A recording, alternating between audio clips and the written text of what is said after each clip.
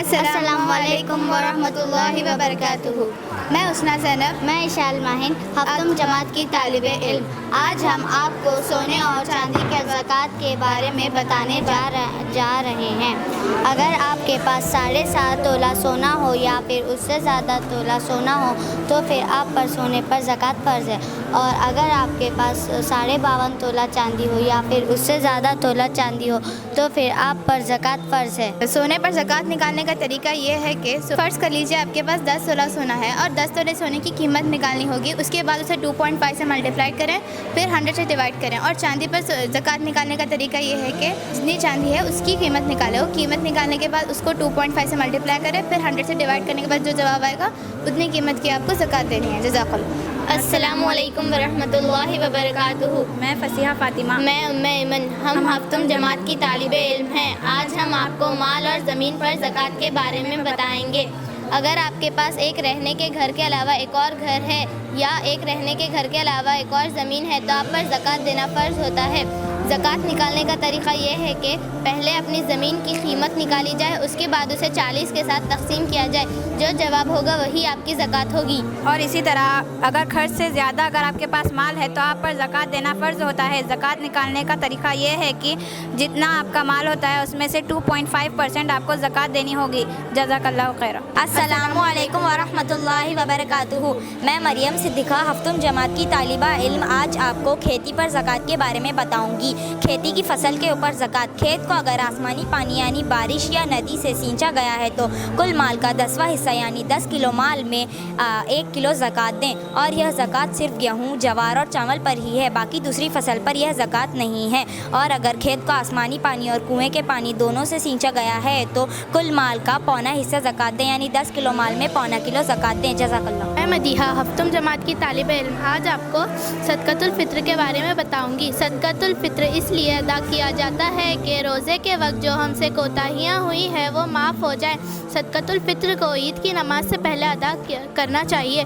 صدقۃ الفطر کے لیے حساب کا مالک ہونا ضروری نہیں، گھر کے ہر فرد کی طرف سے صدقۃ الفطر ضروری ہے۔ ایک فرد کا فتنہ 1.25 کلو ہے، چاہے پھر وہ گیہوں کی شکل میں ہو یا چاول یا جوار اور یا پھر کھجور یا کشمش۔ صدقۃ الفطر کا ایک اہم مقصد یہ بھی ہے کہ عید کے دن کوئی بھی بھوکا نہ رہے۔ جزاک اللہ۔ السلام علیکم ورحمۃ اللہ وبرکاتہ۔ میں ترنم، میں دانیہ، ہفتم جماعت کی طالب علم، آج آپ کو مویشیوں کی زکوٰۃ کے بارے میں بتائیں گے۔ مویشی یعنی جانور، اور بکری، اونٹ اور گائے پر ان کی زکوٰۃ فرض ہے۔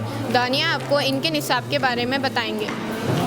بکریوں کا نصاب۔ اگر آپ کے پاس 40 یا 40 سے زیادہ بکریاں ہیں تو آپ پر زکوٰۃ فرض ہے۔ اگر آپ کے پاس 40 سے لے کر 120 تک بکریاں ہیں تو آپ کو ایک بکری زکوٰۃ دینی چاہیے، ہر 100 پر ایک بکری بڑھانی چاہیے۔ اونٹ کا نصاب۔ اگر آپ کے پاس 5 یا 5 سے زیادہ اونٹ ہے تو آپ پر زکوٰۃ فرض ہے۔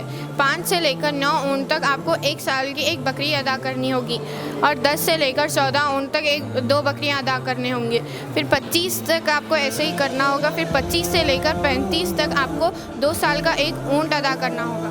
گائے کا نصاب۔ اگر آپ کے پاس 30 یا 30 سے زیادہ گائے ہیں تو آپ پر زکوٰۃ فرض ہے۔ اگر آپ کے پاس 30 سے لے کر 39 گائے ہیں تو آپ کو 1 سال کی ایک گائے زکوٰۃ دینی چاہیے۔ اگر آپ کے پاس 40 سے لے کر 59 گائے ہیں تو آپ کو 2 سال کی ایک گائے زکوٰۃ دینی چاہیے۔ اگر آپ کے پاس 60 سے لے کر 69 گائے ہیں تو آپ کو 1 سال کے 2 گائے زکوٰۃ دینی چاہیے۔ جزاک اللہ خیر۔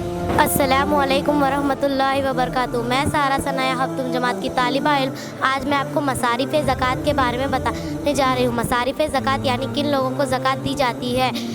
قرآن میں اللہ تعالیٰ نے فرمایا، سورہ التوبہ آیت نمبر 9، انما الصدقات للفقراء والمساکین والعاملین علیہا والمولفات قبولہم وفی الرقاب والغارمین فی سبیل اللہ وابن السبیل۔ ترجمہ، زکوٰۃ انہی لوگوں کو دیے جائے جو غریب ہو، محتاج ہو، زکوٰۃ وصول کرنے والے ہو، غلام آزاد کرنے والے ہو، نیو مسلم ہو، اللہ کی راہ میں ہو، قرضدار ہو اور مسافر ہو۔ جزاک اللہ خیر۔ السلام علیکم ورحمۃ اللہ وبرکاتہ۔ میں سفورہ، میں تنزلہ، ہم ہفتم جماعت کے طالب علم، آج ہم آپ کو بتانے والے ہیں زکوٰۃ نہ دینے کا وبال۔ زکوٰۃ اگر نہ دیے تو ہمارا مال تباہ اور برباد ہو جاتا ہے، جیسے کہ گھر، فصل اور اناج برباد ہو جاتا ہے۔ جو شخص زکوٰۃ نہیں دیتا اللہ ان پر قہر ثانی لاتے ہیں۔